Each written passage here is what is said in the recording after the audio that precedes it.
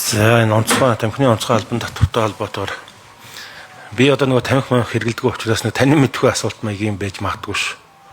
Нэгдүгээрх нь ерөнхий асуулт өнгөрсөн жил биднээс нөгөө Евразийн гэрээ нэг сойрхон батлаад нэг 368 чөлөө 370-аад бараан дээр чөлөө судалгааны гэрээ байгуулсан. Тэгээд тэр хэлцэж явчих үед манай улсын тамхины миний тухайд авч ирсэн мэдээлэлээр нийт одоо импортын 56% нь Солонгос улсаас 23% нь Казахстан улсаас орж ирдэг юм байна. Одоо манай улс энэ хоёр улсаас үндсэндээ 80% нь импорт тамхи авдаг юм байна л да.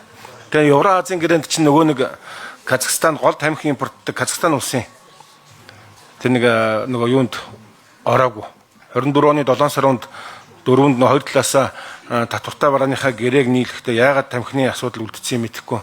Энэ асуудал дээр тамхины онцгой албан татврын хууль дээр энэ асуудалд яригдах уу гэдэг асуудал байна.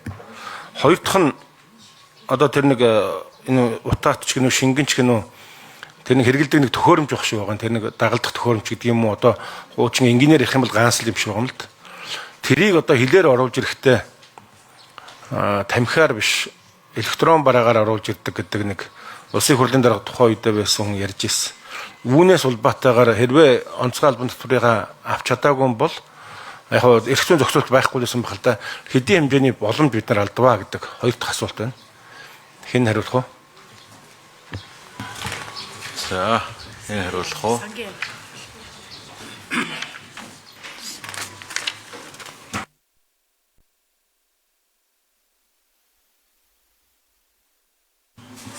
За, энэ дрын микрофон дээр хариулъя. За, Ганбаатар гишүүний асуултанд хариулъя. Сангийн яам дотрын болон зарчим эзсөрөө. Тэгэхээр Евразийн худалдааны хэлэлцээртэй холбоотойгоор бол бас улсын хурлын 117 дугаар тогтоол гарсан байгаа. Тэгэхээр нөгөө тэр хэлэлцээрт хамаарч байгаа 5 орны гайлын татварыг бол ингээд тэгэлсэн.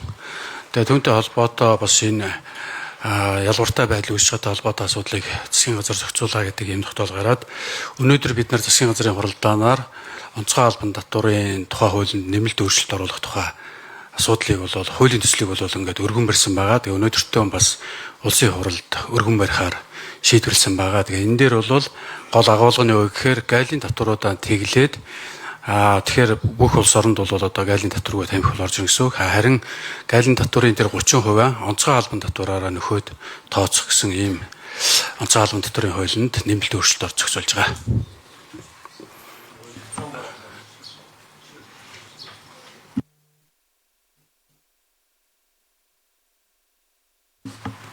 За, энэ дрын микрофон нэмж хариулъя.